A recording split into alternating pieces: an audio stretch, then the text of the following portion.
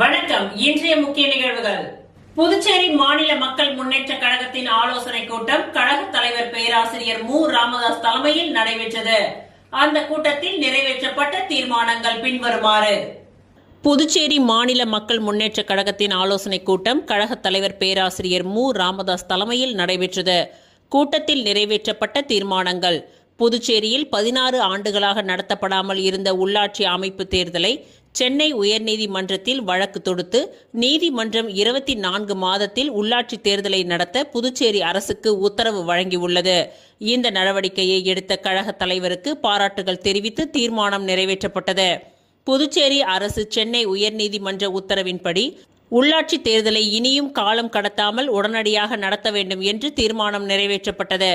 புதுச்சேரியில் நடக்க இருக்கும் உள்ளாட்சி தேர்தலில் புதுச்சேரி மாநில மக்கள் முன்னேற்ற கழகத்தின் சார்பில் பிரதிநிதிகளை தேர்தலில் போட்டியிட வார்டு வாரியாக பிரதிநிதிகளை தேர்வு செய்வது என்று தீர்மானம் நிறைவேற்றப்பட்டது. நடைபெற்ற புதுச்சேரி சட்டமன்ற தேர்தலில் சுயேட்சையாக போட்டியிட்டு வெற்றி வாய்ப்பை இழந்த வேட்பாளர்களை உள்ளாட்சி தேர்தலில் போட்டியிட வாய்ப்பு அளிப்பது என்று தீர்மானம் நிறைவேற்றப்பட்டது. கூட்டத்தில் புதுச்சேரியில் உள்ளாட்சி தேர்தல் நடத்த நீதிமன்றம் வாயிலாக நடவடிக்கை எடுத்த கட்சியின் தலைவருக்கு பூங்கொத்துகள் கொடுத்து சால்வை அணிவித்து நிர்வாகிகள் வாழ்த்துக்களை கூறினார்கள். கூட்டத்தில் துணைத் தலைவர் நித்யானந்தம், கழக செயலாளர் சுந்தரமூர்த்தி, அமைப்பு செயலாளர் ரவிக்குமார், காலாப்பட்டு தொகுதி பொறுப்பாளர் குமார், அரியாங்குப்பம் தொகுதியின் பொறுப்பாளர் தனஞ்செழியன், ஆதிதிராவிடர் அணி தலைவர் முருகையன், மாநில செயலாளர் ஜெயபால், கோபால், முத்துகிருஷ்ணன், மீனவர் அணி தலைவர் இதயச்சந்திரன், துணைத் தலைவர் ஆனந்தன் மற்றும் நிர்வாகிகள் கலந்து கொண்டனர்.